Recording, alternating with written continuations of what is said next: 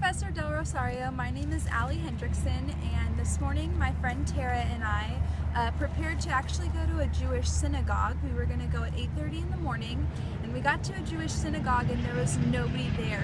We waited about 30 minutes, the parking lot was empty, so we were kind of freaking out, and then we found the Placer Buddhist Church, and so we got here just in time for their service. Very, very interesting. We walked in and the first thing that I noticed was the smell.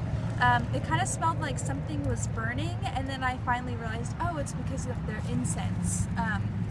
And so we walked in and we met this old lady. She was so kind. She knew immediately that we were not members of the church, so she was very welcoming and we were able to talk to her. She brought us in and showed us how to enter the place of worship, and so we walked in and we bowed, and then we went to the front and we bowed again and said the word Ganasha, and we offered incense, and that's a way to basically prepare your heart and your mind for the service, which I thought was really interesting because we don't do that at our church at all. We just walk in and sit down, I check my phone, make sure I put it on silent, and that's about it. So I thought that was interesting, to where the Buddhists make sure that they really mentally prepare themselves for the service.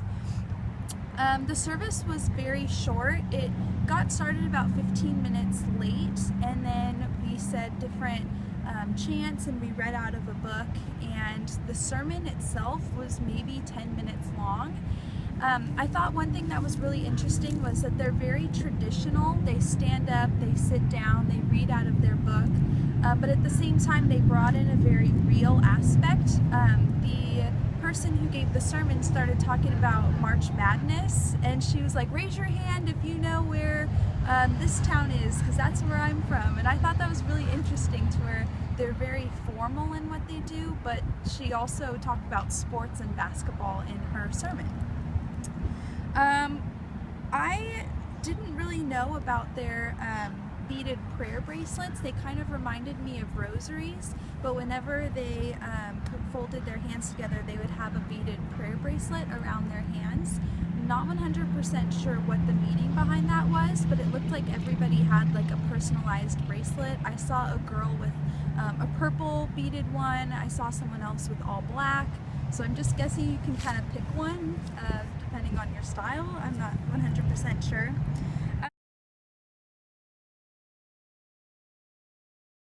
I was reading through one of their prayer books, and I thought this was really interesting. It was from the Three Treasures, and it said, may we all together become units in true accord in a life of harmony, in a spirit of universal brotherhood, freed from the bondage of selfishness.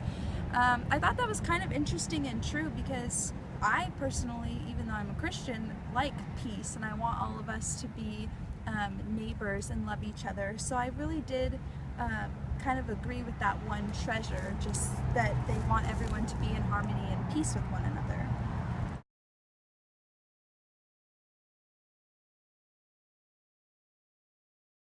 So after the service, we were kind of ushered into this room and asked to sit in on an extra sermon, and we were like, okay, so we did. And I thought it was very interesting because they started talking about how we don't have souls, which is something that's totally opposite of what we Christians believe in, and they were kind of laughing at the fact that we as Christians believe that we're going to go to heaven because they don't think that. So it was a little different, a little uncomfortable for me as a Christian, because I think the complete opposite. After walking out of the service, I really kind of started to understand how non-Christians view Christianity. I've brought friends to church before and they say, Ali, how can you believe in this? Like, how can you believe that there's a God and a soul? And I say, well, you just do. Like, how do you not see this? And so sitting in on the Buddhist sermon, I kind of understood how my friends think, because I started saying, how do these people believe in this? This isn't real. So I think coming out of this service, I understand how adherents to different religions may think of Christianity or other religions.